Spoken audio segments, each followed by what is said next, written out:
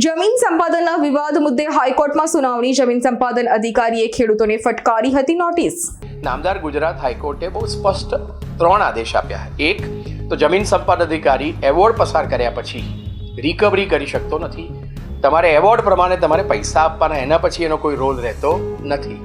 ધારો કે એવોર્ડની અંદર વધારે ઝાડ માટે, ઓછા ઝાડ માટે, કે પછી કોઈ કારણસર સંપાદન અધિકારીએ વધારે પૈસા આપી દીધા હોય તો આ સંપાદન કોને માટે થાય છે?